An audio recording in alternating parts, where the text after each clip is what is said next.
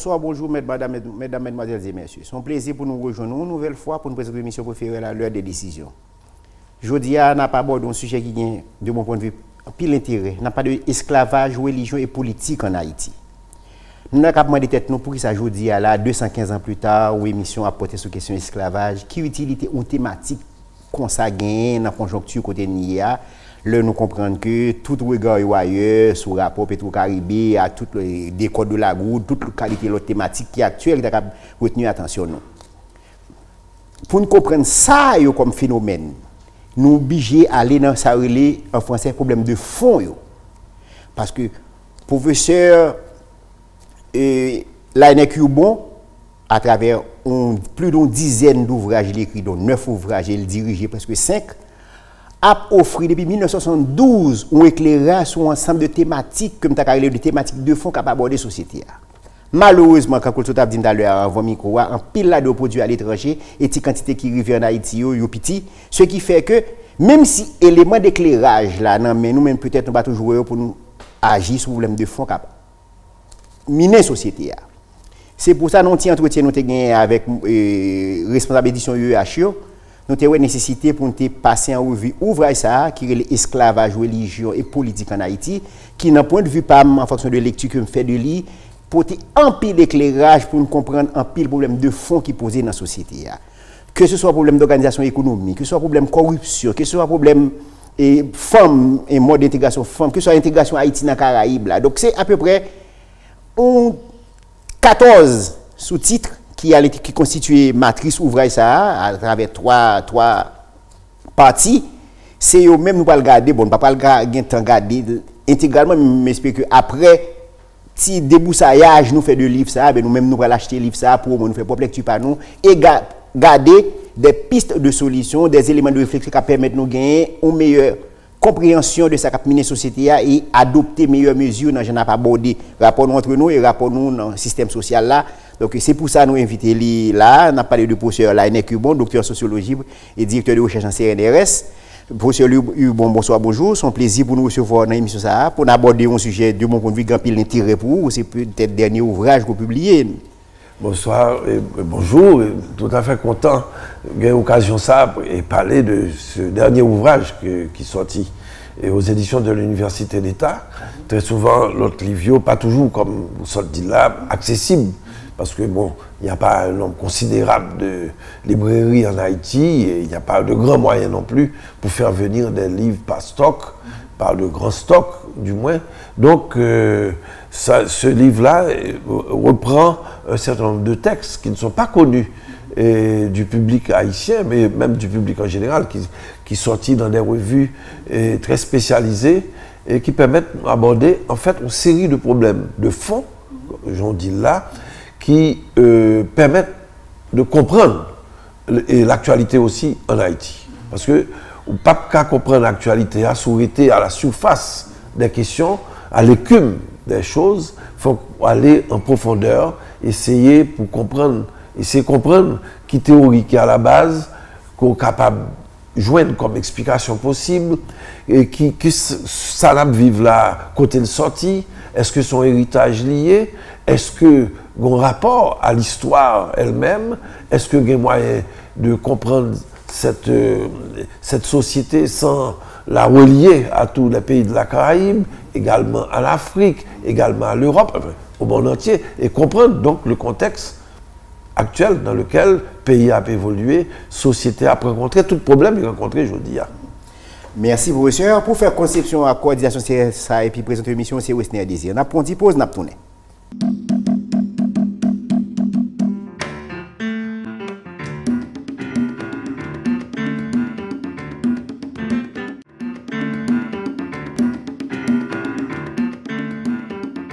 Sauf un branché, m'a rappelé que sur l'émission L'heure des décisions, je voulais parler de religion, esclavage et politique en Haïti. Invité à ces professeurs Laënnec Ubon, professeur de l'université, chercheur dans CNRS, Jean Dabdi Lanvan. Nous choisissons thématique ça pour intérêt le susciter parce que grand problème n'a posé là, c'est Jean Dabdi sur des épiphénomènes, on dit dans la langue française, mais problème de fond là d'ailleurs, c'est pour ça que nous choisissons. Professeur vous dit qu'il est difficile de penser l'esclavage dans les Amériques sans le penser en même temps comme un traumatisme auquel les individus, comme les divers groupes sociaux ne peuvent éviter, dans toute expérience de reconstruction du passé, étant donné la prégnance du passé dans le présent, extrait de dénoncer que pour ce Carrie Hector fait dans l'introduction du livre, ça, pourquoi revenir sur la problématique de l'esclavage? C'est ça, questionnement. Qui ça y est? Eh bien, parce que, premièrement, la problématique de l'esclavage, c'est lui-même qui base et matrice quand nous sortis. Nous sortis de là, Haïti représente un pays qui est le seul pays au monde qui a arraché propre tête de l'esclavage. Donc, autrement dit, ça représente un bagage que les Haïtiens gagnent en tête tout le temps. Mais il se trouve que, nous sortis de l'esclavage, nous avons décidé que, effectivement, il faut que nous entrions dans un oubli radical de ce temps que nous représentons comme autant d'humiliation. Et c'est comme ça que Dessalines t'a présenté le tout, que tous les fameux leaders de l'indépendance ont pensé la sortie de l'esclavage. Mais le problème, c'est qu'il y a cette mémoire qui est là. La mémoire, on ne peut pas décider comme ça. Pour oublier, il faut que c'est expo à faire pour oublier. Parce que, donc, autrement dit, il y a un travail de la mémoire qu'il faut faire de manière consciente, parce que, problème non, qu'on dit qu'on sortit là-dedans, eh bien, il est capable de continuer à travailler. Une série de pratiques, une série de schèmes de pensée que nous gagnons pendant la période esclavagiste, qui sortit dans notre manière de comprendre les rapports entre les races, le problème racial, entre autres, le problème de la couleur. On ne peut pas sortir de ça de manière d'un seul coup de baguette. Donc il faut continuer à le penser. Donc une série de bagages qui étaient sous scène esclavage là, noir, mulâtre, blanc, question ça a traîné toujours. Et heureusement que y a des auteurs qui essaient de le comprendre, depuis Price Mass en particulier, mais depuis Firmé et d'autres encore. Donc question 1, et il y a des nécessités pour nous intellectuels capables d'aborder solutions et problèmes haïtiens, que nous reprendre l'histoire ça. Parce que tout ça qui est là-dedans, tout ça là, qui traîne là-dedans, donc il faut refaire mémoire de ça. Sinon, et même ça nous dit, nous parle, que nous quitter là, qu'à continuer à jouer dans notre propre dos, à notre insu. On a parlé de. On pose un problème là qui est un problème important. On parle de l'occultation des causes et des mécanismes de production de l'esclavage. Le passé esclavagiste revient sous des formes diverses. Et puis, on plaint que nous commémorons les héros, mais cause fondamentale est comme si nous quittions de côté. Expliquez-nous ça. Mais voilà, justement, nous avons tendance à ouais, héros seulement. C'est ce qu'on appelle une vision héroïque de l'histoire, une héroïsation de l'indépendance que nous fait, mais aller dans l'histoire réelle, on voit très bien que une série de groupes sociaux, des gens à la base qui mènent un travail de fond contre le système, et pour se retrouver d'abord comme être humain, pour se créer une nouvelle culture de solidarité, c'est grâce à ça que nous sommes capables de vaincre le système, institution esclavagiste là. Donc il faut qu'on retourne sous lui. Nous ne sommes pas capables de faire comme si c'était uniquement des héros, comme dans un conte de fées qui réalisaient la sortie de l'esclavage. Donc problème ça, en même temps, les causes profondes de l'esclavage, il faut le travailler. Donc ça nous oblige à voir notre propre rapport au monde occidental, à la culture occidentale, à l'histoire du monde occidental. Qui rôle l'esclavage la guerre dans le développement de l'Europe, qui rôle la lutte même contre l'esclavage dans le développement de la pensée des droits humains fondamentaux. Donc une série de causes, si vous mettez de côté, et si nous pas essayer de comprendre davantage, eh bien, c'est assez grave. Par exemple, en Europe, on voit très bien que pendant longtemps, on a occulté dans l'historiographie européenne ce que représentait l'esclavage et ce que représentait aussi la révolution haïtienne.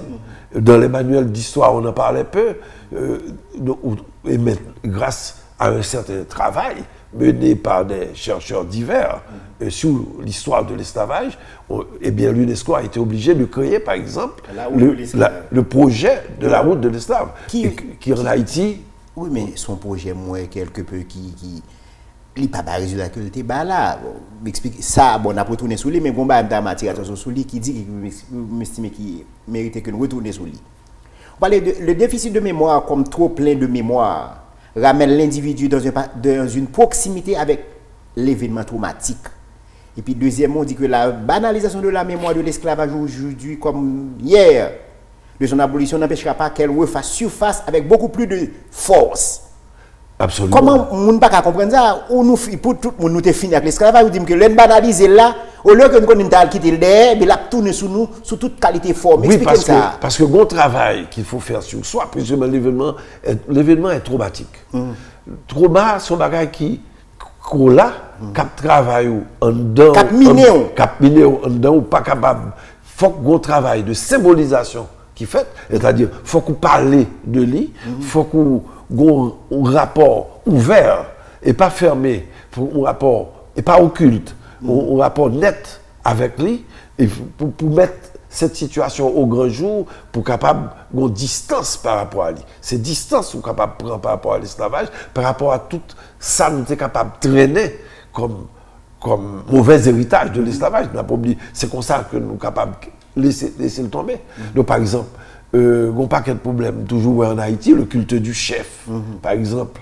Quand je vois déjà dans les pratiques esclavagistes, la volonté de dominer l'autre, une série de travers, de comportements qui sortent dans la pratique, dans la société esclavagiste comme telle. De comportements au niveau de la manière de comprendre notre culture.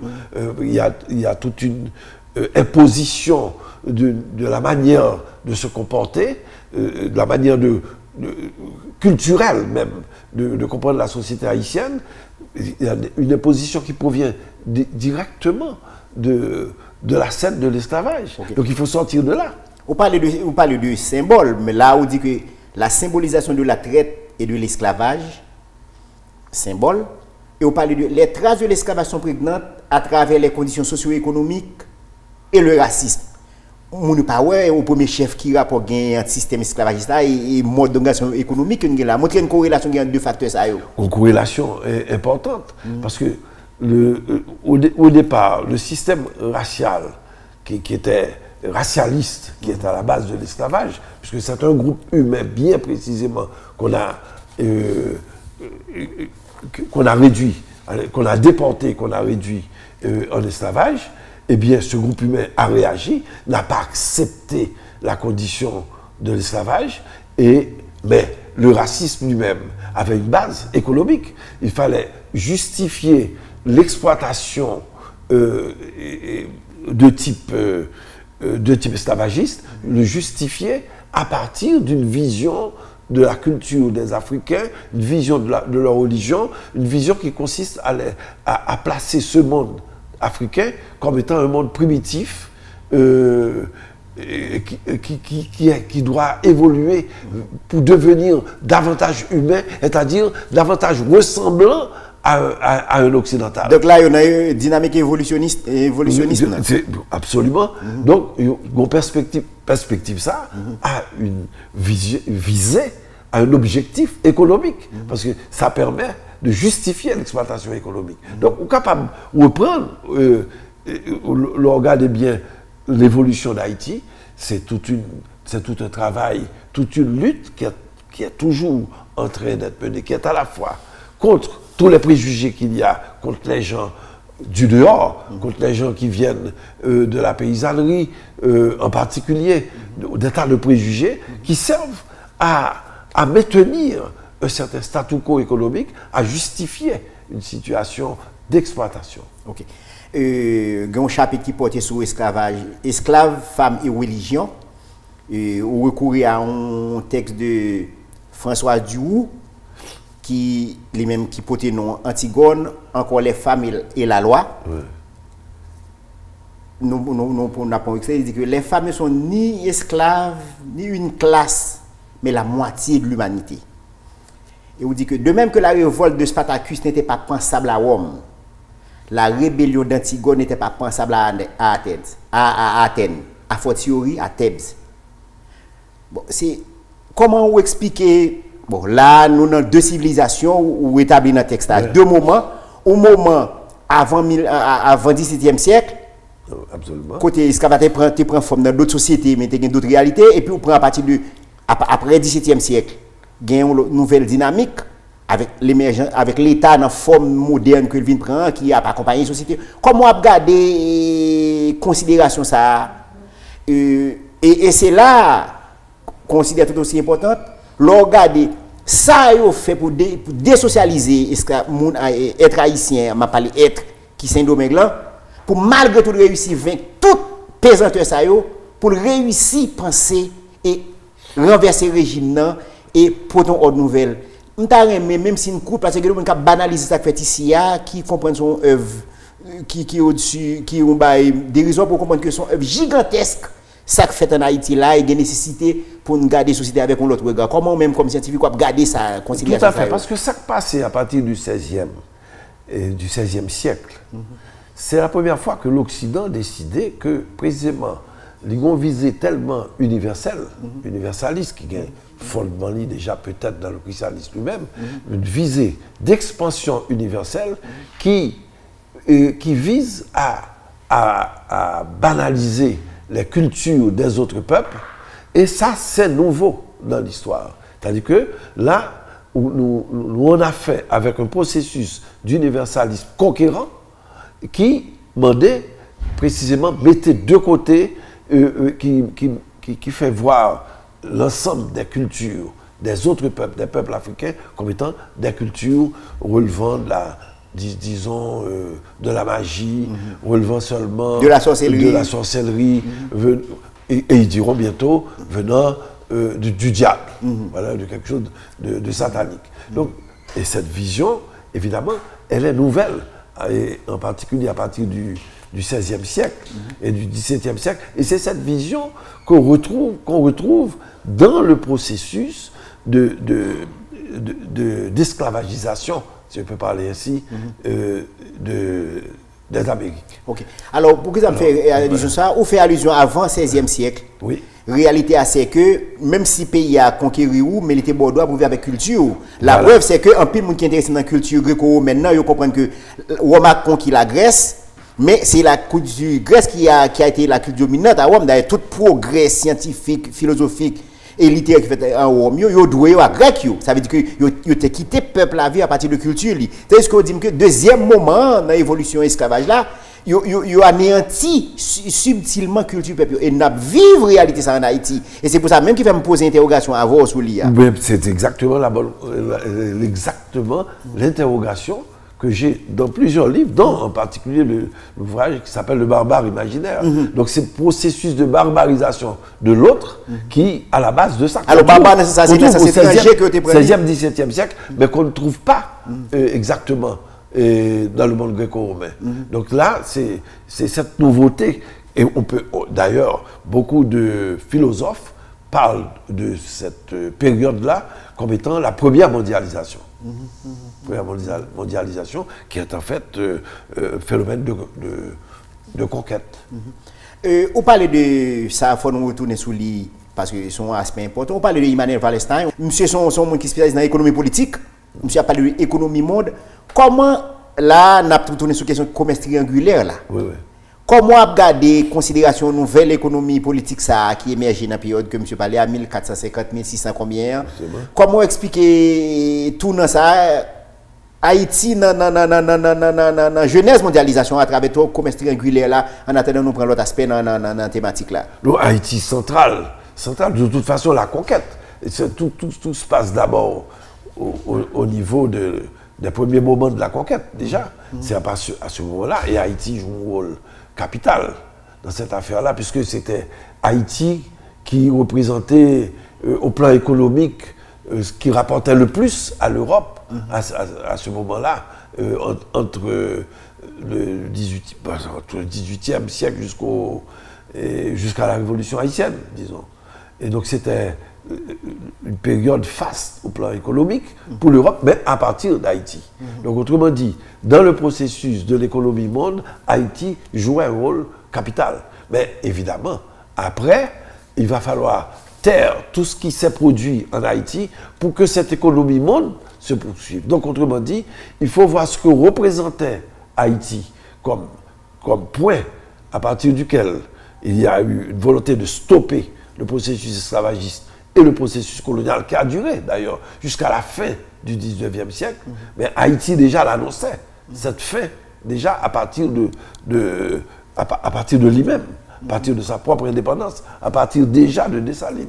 C'était annoncé. Donc, pour mieux comprendre l'économie monde, il faut voir ce qui résiste à cette économie monde, telle qu'elle se déroulait. Okay. Oui, mais il y a un aspect où dit que il y a une volonté d'occultation de la part de nous-mêmes, que ce soit dans changer nos pays, que ce soit dans changer nos pays, que ce soit dans dire que nous toutes ces questions, nous tous ces noirs. Donc, un ensemble de mesures, on va parler de l'aspect juridique de la question, ou expliquer que facteur ça contribuer, et c'est là que je parlé de questions à partir de EUA, nous pas réussi à surmonter obstacle production ça l'esclavage là comme tel, nous pas réussi à surmonter lui et n'a traîné bagarre ça comme un goulot d'étranglement. Expliquez-nous aspect ça dans problème.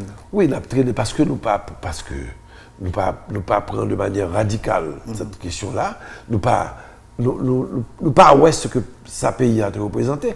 Faut nous voir tout que si nous prenons au sérieux tout mouvement qui traversait, tout mouvement populaire qui traversait, c'est entre autres, quand on voit par exemple le travail fait par Michel Hector et d'autres historiens concernant les mouvements de base qui traversent qui traversent Haïti, ça montre que quand même le souffle est là. Tout ça Haïti était représenté déjà pendant la période révolutionnaire, là toujours. Mais où il y a toute une couche sociale qui précisément a essayé d'occulter tout ce que Haïti représentait et qui vivent au jour le jour et qui paraît précisément que Haïti a un prestige, qu'il n'y a pas d'amour propre réel, il n'y a pas de volonté réelle de prendre au sérieux l'ensemble des problèmes qui traversent les masses haïtiennes. Ils ont continué à traiter masse-là comme des quasi-esclaves, en quelque sorte. C'est ce qui est arrivé en Haïti. C'est pour cette raison que ce qui frappe un observateur ordinaire en Haïti qui débarque, on sent qu'il y a, qu'on est dans une société qui est divisée, en quelque sorte, où il y a une division culturelle, une division sociale, à cause des inégalités qui sont particulièrement criantes. Ok. Vous dites que l'esclavage est un événement capital dans la construction de la modernité. Il ne peut être évalué sous la seule base des seuls avantages économiques de cette pratique. Il est certes la continuité avec les événements de la conquête qui a produit le désastre génocidaire indien. Absolument. C'est un seul et même mouvement, le génocide indien et le processus d'esclavage, tout ça entré en ligne de compte. Et c'est pour ça que l'on a écrit, l'on a travaillé ces questions-là, il faut essayer de voir comment il est pensé, comment ces questions sont pensées depuis le monde occidental. Mais là, on calcule bien, là, on lit tout texte qu'a produit au niveau de l'histoire, de la sociologie, on voit très bien qu'il n'y a pas tout ce que cela représente, la conquête et l'esclavage, au cœur même du monde occidental. Et pour cette raison qu'il ne faut pas voir uniquement le point de vue économique, il faut voir qu'il y a une occultation de cette mémoire en Occident même, et c'est ça qui fait qu'ils ont été capables de continuer processus de domination et sans être inquiétés. Et pour cette raison que le projet de la route de l'esclave, de réveiller toute cette histoire-là, son projet qui a conduit plusieurs groupes un peu partout à reconnaître, plusieurs groupes en Europe, à reconnaître que maintenant, il faut que l'Europe entre dans une nouvelle phase. Moi, j'étais dans un congrès du Comité international de la route de l'esclave au Danemark, par exemple, une fois, sur les archives de l'esclavage, on a découvert qu'il y avait plusieurs archives, plusieurs textes qui n'étaient jamais ouverts. Donc, autrement dit, il n'y avait même pas de rubrique d'esclavage, sur l'esclavage et la traite dans certaines bibliothèques. nationale. Donc, autrement dit, là, alors que toute l'Europe... On a parlé de volonté toute l'Europe a profité de l'esclavage. Donc, il faudrait quand même qu'il y ait quelque chose de fait. Donc, là, il y a un changement qui est en cours. Et c'est peut-être parce que ce changement est en cours qu'on connaît le type de mondialisation, que la mondialisation prend cette pente qu'elle est en train de prendre aujourd'hui. Si on réfléchit bien, comme si vraiment les masses demandaient plus de démocratie, plus d'égalité, eh bien ça gêne. Il y a comme une volonté de régression par rapport à la thématique de la démocratie à laquelle nous assistons aujourd'hui. Il y a une sorte de dédémocratisation qui se produit aujourd'hui au niveau mondial. On dit qu'à partir du XVIe siècle, le monde européen s'est investi d'une mission universelle qui le conduit à prétendre viser l'assimilation de l'esclave à sa culture. Mais c'est ça. Et ça, sont expliqué nous là. Oui. Mais puis loin, on dit que sortir de l'esclavage, sortir de l'amnésie culturelle, problématique de la mémoire et de celle de l'identité culturelle. Là, nous n'avons pas de esclavage et d'identité culturelle. Comment on a regardé à Lévini ou bien corrélation qui est un facteur ça, problème de l'esclavage et problème de l'identité culturelle, la question amnésie historique et culturelle. Mais la question de l'identité culturelle est absolument est liée. Elle est liée à la reconnaissance de l'État et de l'esclavage. Parce que dans la lutte menée par les anciens esclaves, que certains sociologues appellent des captifs, dans cette lutte menée pour sortir de l'esclavage, ils ont créé de nouvelles cultures, une nouvelle manière de comprendre le corps, une nouvelle manière de comprendre les pratiques médicales, une nouvelle manière de comprendre l'environnement, une nouvelle manière de saisir, de chercher à comprendre le sens de la vie à travers les arts, à travers les contes, à travers la littérature orale, et à travers la musique, la danse, à travers les pratiques religieuses. Donc il y a une production à la fois artistique, musicale, littéraire, qui est produite, qui est fondamentale. Ce sont ces productions qui donnent lieu à une nouvelle culture, à une créativité culturelle énorme qui est importante au niveau de l'histoire universelle elle-même. Parce que l'homme qui souffre, qui vit au plus profond la détresse, l'humiliation de l'esclavage, eh bien c'est à partir de là qu'il a essayé de faire monter une autre manière de comprendre la vie à travers les arts, justement, d'où la portée universelle, justement, de la musique, de la danse, qui sort des pratiques qui reconnaissent l'héritage de l'esclavage. Merci. On a suivi l'émission L'heure des décisions. On a parlé de esclavage, religion et politique en Haïti. Invité à ces professeurs Alain Cubon, c'est lui-même qui est auteur ouvrage ça. M'a rappelé nous que en pile bagage qui dit là de plus en plus pertinent et n'apprend nous comme ça n'a vivre comme réalité de tous les jours, il y a de fondements que nous pas toujours regarder et nous pas foutu comprendre enchevêtrement, nous pas foutu comprendre trame situation que nous vivre que nous les conjonctures là, si nous pas voulu garder éléments de base, fondement réaliser ça et c'est ça professeur il va essayer de montrer nous dans l'ouvrage qu'il écrit et m'a profité de l'occasion ça pour inviter nous lire ouvrage ça parce que là-bas nous un peu l'élément pour une meilleure compréhension de situation dramatique que la société a fait et ça capable de faire pour nous retirer nous dans le drame que nous vivons aujourd'hui là. N'a pas un petit pause, n'a tourné.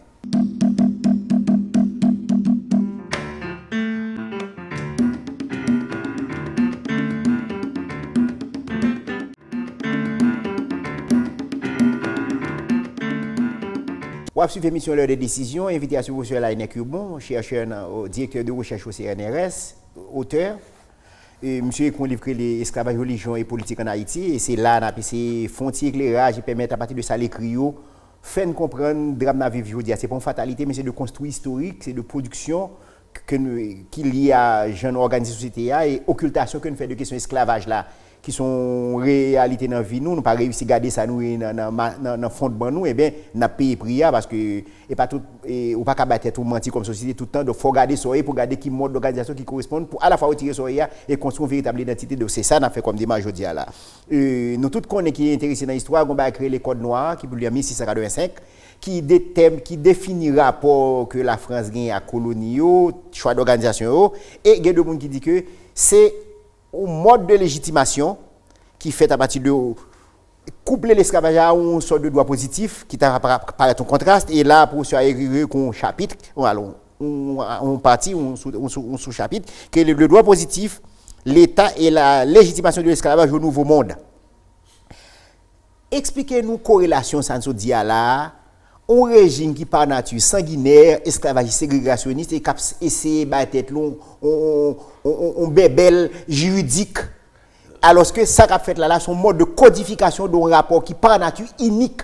Comment le droit dans fondement capable m'accordé avec de réalité aussi sordide, aussi inhumaine. Tout à fait. Alors, il y a monde qui alors ça me dit un capable excessif, mais je suppose. Non, c'est très juste. C'est très juste. Et ça, c'est vraiment.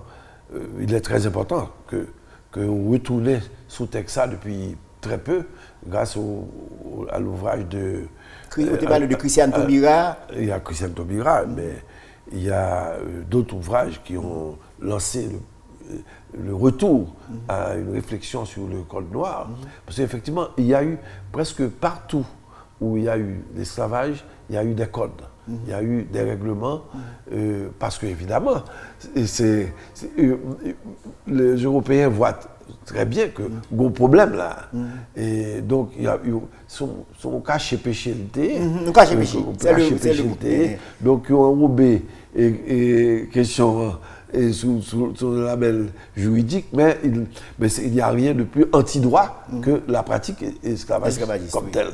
Donc, son contradiction, alors il y a des gens qui disent c'est déjà pas mal qu'il y ait, au moins on peut recourir à quelques articles pour se défendre. Mais non, au contraire, c'est le contraire. Parce que, à mon avis, l'existence même du Code noir, son justification à l'avance, même sous recours, c'est ce qui permet la plus longue durée de l'esclavage. Ça vise à sa plus longue durée. Donc, ça, il faut le savoir. Alors maintenant, c'est intéressant de revenir à ce code-là, parce que ouais, grand pile, l'opre même, le code de la sortie de l'esclavage, obligé, il y a une série de codes. Il y a pour la paysannerie. On parle de trois versions code rural, que vous considérez comme un prolongement de code noir là. Voilà, parce que l'on calcule bien, ou est très bien, que une série de monde que il n'y a pas fin de considérer net comme ayant des droits, comme tout le monde. Donc, ouais, ça c'est les restes de la situation de la société esclavagiste. Parce que tout le monde, pas même. Tout le monde, pas capable de dire tout le monde c'est monde. Ouais, très bien, là, on dit tout le monde c'est monde, tout ce que cela représente aujourd'hui. Donc, tout le monde, pas même, ça sortit déjà dans la pratique esclavagiste. Donc, pour sortir de là. Oui, est-elle monde, est-elle pas monde? Est-elle c'est monde, est-elle pas monde? Monde qui pas monde. Voilà, c'est absolument. Donc, eh bien, c'est pour ça déjà que toute l'autre code, où est trace de l'esclavage dans l'esclavage, dans la manière dont un individu se comporte comme chef. Ouais, très bien. La vision du chef en Haïti, très souvent sorti dans l'esclavage, le fantasme que le gars l'oloué blanc lui-même, comme ça l'exercer et pouvoir sur l'autre. Humilier on parle de l'état léviathan et le fantasme de la barbarie. Le fantasme de la barbarie, oui, mais on retourne tout ça, mais ouais, que l'homme est chef en Haïti, il a une tendance dictatoriale, une pente, mais ça sortit déjà dans la pratique esclavagiste. Sans doute, on peut le retrouver dans toutes les sociétés humaines, chez tous les êtres humains, mais chez nous, il y a ce que j'appelle une sorte de surdétermination à cause même de ce qui a été vécu pendant la période esclavagiste. Donc, les systèmes exclusifs là, tout pareil pour la métropole là, qui lui-même inscrit Haïti au monde. Là, on parle de mode d'intégration. Haïti dans les Caraïbes là. Il y a un porté culturel, il y a un porté culturel, il y a un porté politique, mais il y a un porté économique tout. Mode d'insertion Haïti dans l'économie internationale là, en général et dans les Caraïbes là, en particulier. Comment on regarde tout pareil, vous sentez que le pays n'a pas vivre pour nationaux, mais la plus vivre pour étrangers. D'ailleurs, que ces positions à prendre dans l'institution internationale, au dernier en date là, ça se passe là, que ces gens nous gèrent rapport avec l'autre pays, Là, on fait allusion à deux faits qui méritent que m'attirer attention sur. On parle de Espagnols qui recourent à la question Vatican pour justifier la religion, pour justifier bien sûr conquête. Et Peter dit Bourbon qui ont même dans l'autre dynamique, ils ont même regardé la notion d'État national pour un type de rapport avec l'autre pays. Expliquez-nous un petit cas, c'est deux facteurs ça, pour nous avoir une compréhension de comment l'insertion Haïti a fait et pour qui ça c'est comme ça nous entretenu un type de rapport nous avec l'autre pays, y compris diplomatie nous. Oui, le type de rapport, nous considérons le type de rapport ça comme un rapport qui peut jouer uniquement sur l'apparence, sur notre apparence au niveau des autres nations. Et c'est fantastique ça que nous gagnons, qui fait que nous n'avons pas tenu compte réellement du pays tout entier, c'est-à-dire de la société haïtienne comme telle. C'est pas tellement ça qui est important pour nous, c'est plutôt, et je nous paraître auprès des autres qui est important. Donc, société du paraître aussi, c'est lié aussi à toute manière fantasmatique de regarder la nation haïtienne, de nous comprendre dans le rapport aux autres pays. Alors que ça veut dire que nous ne faisons pas attention assez à notre propre histoire, côté pour nous chercher à partir de nous-mêmes, à partir de nos intérêts vitaux, à partir de notre propre histoire, ce qui faisait justement le prestige d'Haïti dans l'historiographie générale. C'est là qu'il nous faut chercher quelle est la position qu'il faut avoir au niveau diplomatique. La diplomatie haïtienne est à la dérive parce qu'elle est liée uniquement, jusqu'à présent, à des gouvernements qui sont soucieux d'eux-mêmes dans leur rapport aux autres pays, donc soucieux de leur propre survie comme gouvernement et non pas la survie réelle, de la vie réelle du pays comme tel. Okay. En février 1804, il y a une disposition que l'empereur Jean-Jacques Dessalines prend pour le mandat des généraux pour construire 6 divisions militaires et puis pour retirer le pays qui était construit sur côté correspondant à une vision qui m'a dit pour construire le pays de l'intérieur, dans Thomas Madiou. Il y a deux gens qui ont regardé le pays, regardé deux moments. Ils parlent des moments révolutionnaires et des moments contre-révolutionnaires. Comment même comme anthropologue, sociologue, vous regardez le choix qui était fait de construire le pays de l'intérieur. Voilà. Avec choix qui vient post 1806 là, qui lui-même depuis là, n'a construit le pays pas de l'intérieur, mais dans la même dynamique tout pareil pour la métropole. Est-ce que qui joue à regarder le momentum ça dans le trame historique haïtien? Bien content, je reformulé là, c'est exactement comme ça, pour elle, effectivement, voir le pays depuis l'intérieur, c'est-à-dire, c'est sortir d'une vision dualiste de la société haïtienne.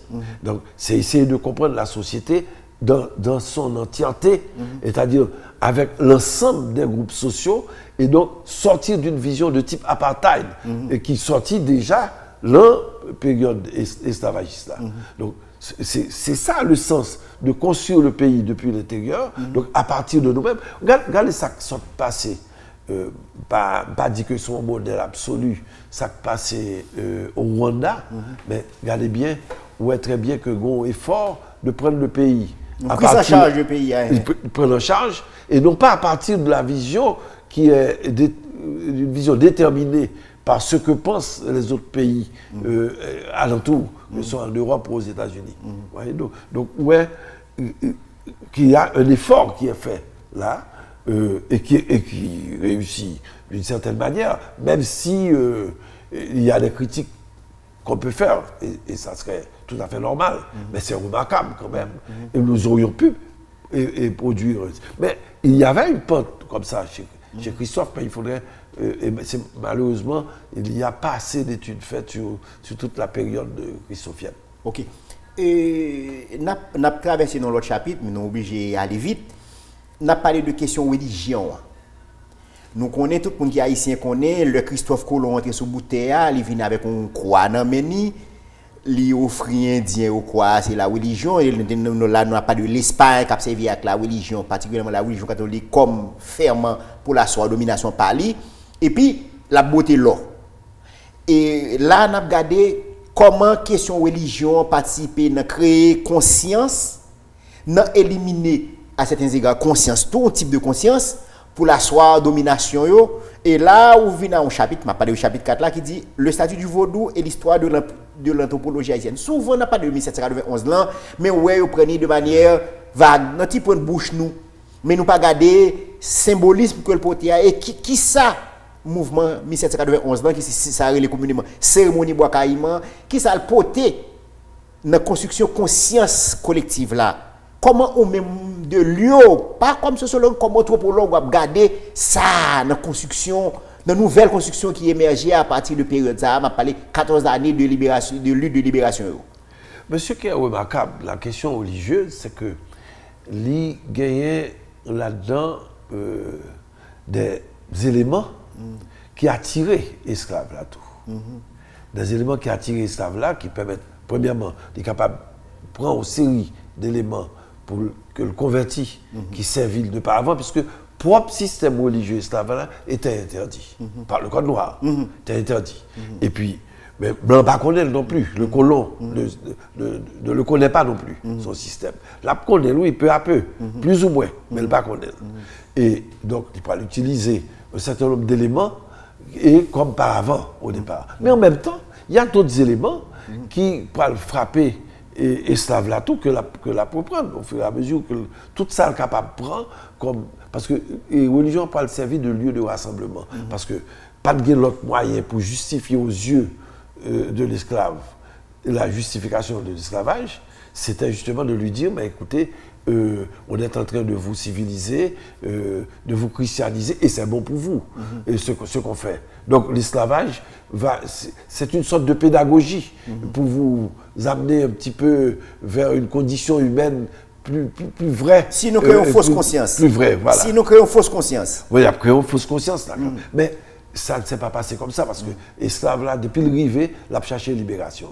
Et la chercher libération là, la prend tous les éléments, la bricoler tous les éléments possibles que ont imposé lui, la reconvertit, la met de nouveaux sens et la création.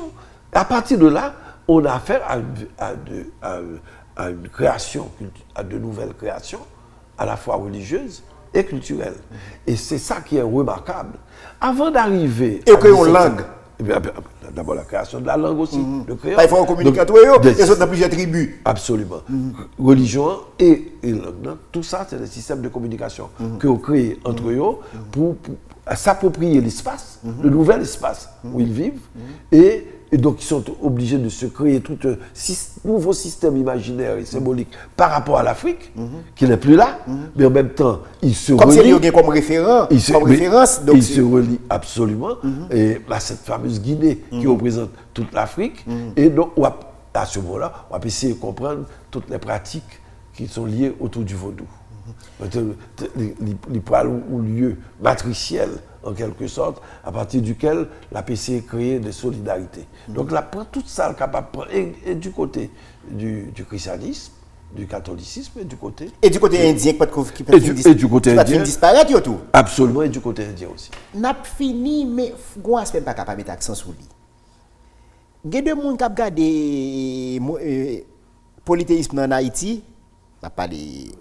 Ils regardent lui comme un bagage. Ou même qui était fait là, on connaît leur petite civilisation romaine, nous parlons que les Romains avaient leur dieu là, L-A-R-E-S, les dieux du foyer, qui sont établis comme corrélation entre loi haïtien et dieu du foyer romain. Comment garder? Est-ce que nous. Est-ce que. Ou on ne va pas m'exagérer dans la manière d'aborder là. Parce que il y a des gens qui comprennent que comme si on phénomène haïtien, on n'a pas l'église, mais alors que dans la romantique pas au départ monothéiste. Tout à fait. Donc, il faut regarder l'histoire de l'humanité pour nous comprendre que ce n'est pas parce que nous sommes en Afrique qui fait forcément que nous polythéistes, non. Non, absolument. La romantique, religion monothéiste, pas de vie depuis le fondement de l'humanité, non. Absolument. Si nous avons un éclairci sur ça, pour nous permettre de nous situer l'intervention, nous permettre de nous une meilleure compréhension de ça, nous dit là. Absolument. J'ai abordé cette question-là, effectivement, dans un des chapitres. Il y a la croyance que le polythéisme est uniquement, typiquement africain, non, pas du tout. Il existait donc un peu partout dans le monde et que le monothéisme est créé à partir, évidemment, directement. On sait très bien comment ça s'est passé depuis le XIVe siècle, et avec Moïse l'Égyptien. Donc, tout part de là. C'est le premier monothéisme. Et il y a c'est à partir de là que nous connaissons maintenant ces trois monothéismes. Mais ces monothéismes, eux-mêmes, ont fonctionné d'abord sur la base de certains polythéismes. C'est un arrachement à un polythéisme. Et donc, c'est assez complexe. Il n'y a pas eu un monothéisme qui de seul coup, s'est imposé. C'est un processus extrêmement complexe sur lequel, aujourd'hui, on est en train de revenir. Mais de toute façon, même le polythéisme, le polythéisme africain, est toujours lié aussi à un certain monothéisme aussi. Donc, autrement dit, il n'y a pas un monothéisme strict, pas plus qu'il y a un polythéisme absolument strict. Gouas même dans matière, attention sur lui, la fois dit toute la vérité sur cette question. Tout le monde qui est intéressé à l'histoire européenne connaît les grandes empoisonneuses. Catherine de Médicis, ou c'est de gros noms comme ça, les grandes empoisonneuses. Je me fais considération pour me dire que nous pas simplement fondons nation. Nous faisons médecine, parce que là où esclave a un bras coupé parce qu'il tape marron, je ne sais pas une clinique où médecin pour aller, et il faut se dégager de rétessement pour faire plaisir à guérir, pour ne pas gangrener. Parce que une médecine tout. Ça veut dire que m'a parlé de guérisseuses, avorteuses, m'a parlé de tout un développement qui fait, qui est occulté. Et au saut dit là, on parle de délégation du vaudou par les élites haïtiennes au 19e siècle, mais m'a retourné derrière. Pendant qu'on fait pays, mais on bonne bagarre à faire avec elle. Par exemple, en médecine, je dis pas la voler à la professeur. Il y a des gens qui doivent faire un accident zol crasé. Là, dans la médecine moderne, ils disent pas rien pour lui, il faut couper pied. Puis il dit non, dans le pays mavel. Et puis il rétablit pied ou bien bras. Je dis à son femme enceinte mourir en petit monde 4-5 mois dans ventre li. Dans la médecine moderne, il faut faire un avortement. Mais dans l'arrière pays, il n'y a pas de médecin pour qui fait césarienne. Mais il a fait le fait petit là. Qui est-ce qui a regardé? Mais c'est ça, oui, des négations élites sur ça qu'a fait dans la société. Qui est-ce qui va regarder savoir-faire ça? Pour au moins nous mettre médecine, savoir-faire locaux au service d'un projet national pour nous commencer à bâtir une société pour Haïtiens. Comment même comme anthropologue, sociologue, regarder dynamique ça? Absolument. C'est là où que la nécessité pour étudier la société haïtienne en profondeur, c'est là où poser un problème. C'est si l'État haïtien et les universités veulent vraiment travailler, il faut aller jusque-là. C'est-à-dire comprendre l'ensemble des pratiques médicales traditionnelles qui existaient, parce que il y a un pile connaissance, un pile savoir-faire qui avaient des effets positifs, qui peuvent être repris, qui peuvent être étudiés et repris. Et donc, aujourd'hui, il y a une reconnaissance qu'une médecine traditionnelle existe.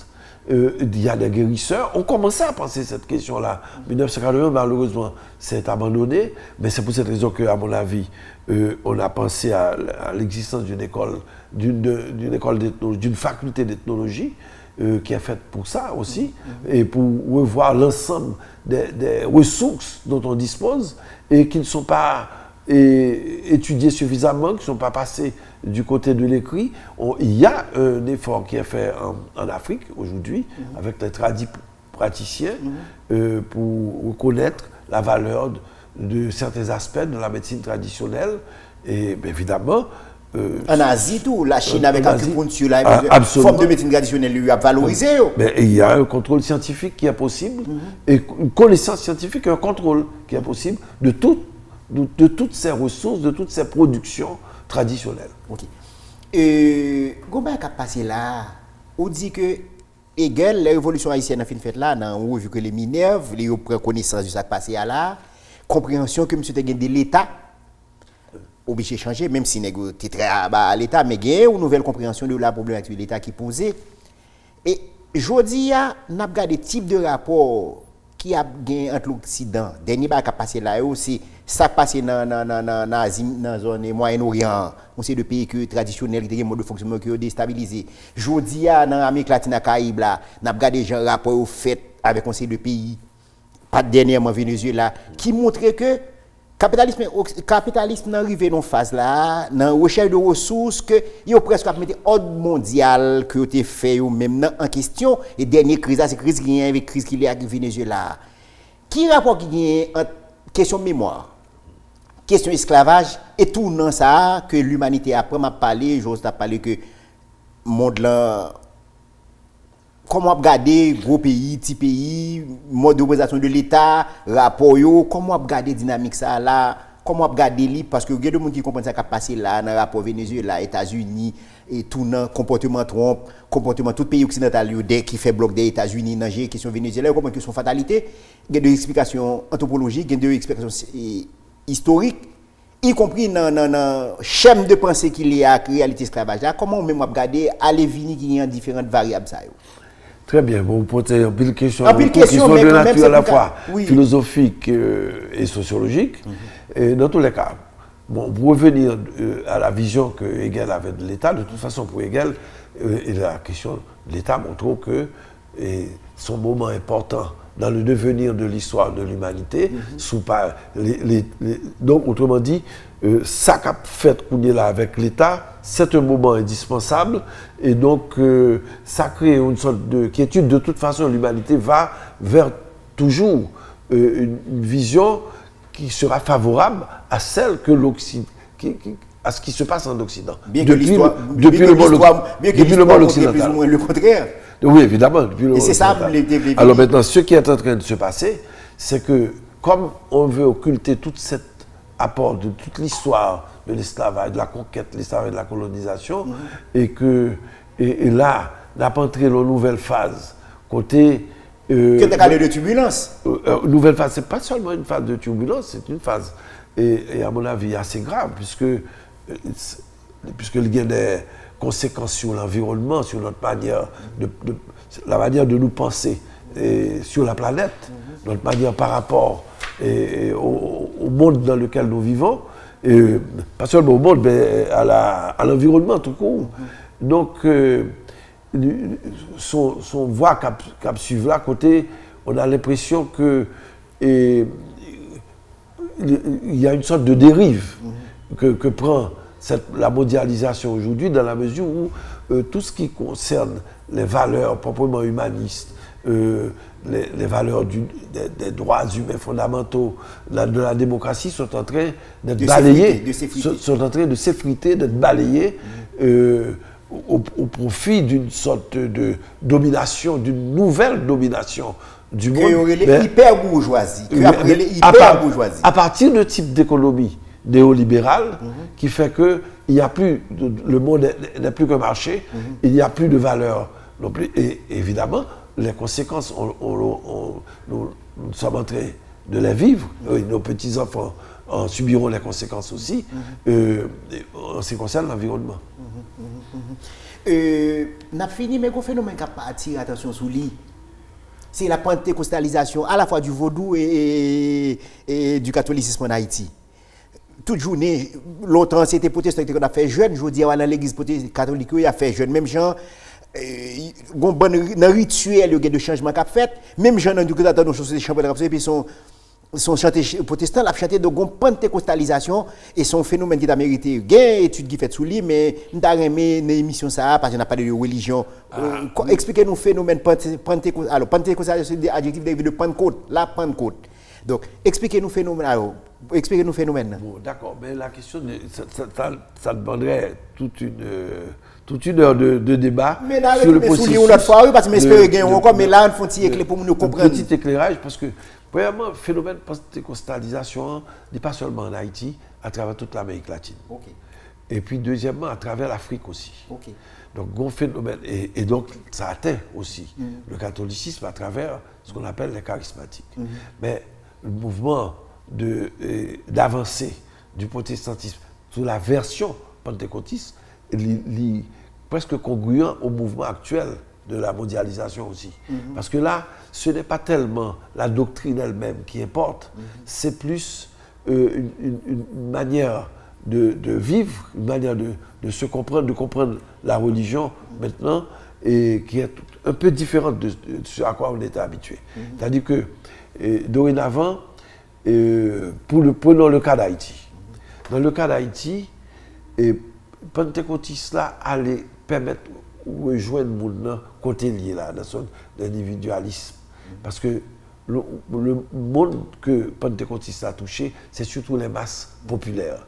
Masses populaires, ce sont des gens déracinés, qui proviennent d'abord du monde rural, qui ont éparpillés dans les bidonvilles, ils ont, disons, déterritorialisé. Donc, mouvement ça a un repère qui permettent de situer, reconstituer pour eux, reconstituer une manière de comprendre le monde et donc une explication très simple le monde que ça crivé probablement c'est que le système côté auparavant il vient rejeter complètement le système dans tourner un système qui diabolisait et donc conversion vient facile surtout que en même temps on a une série de pasteurs qui ont utilisé massivement cette tendance-là, qui a poussé Mounio vers une sorte d'auto-accusation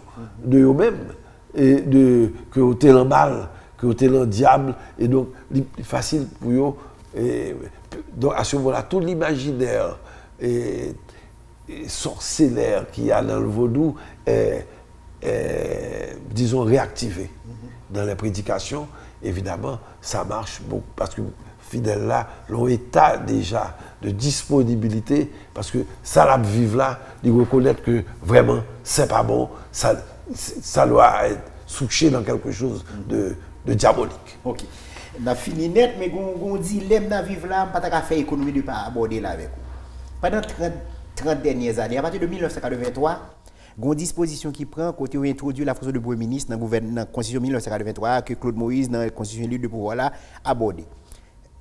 Nature régime n'a fait que pas réussi à implémenter le régime exécutif bicéphale là, il vient commencer en 88.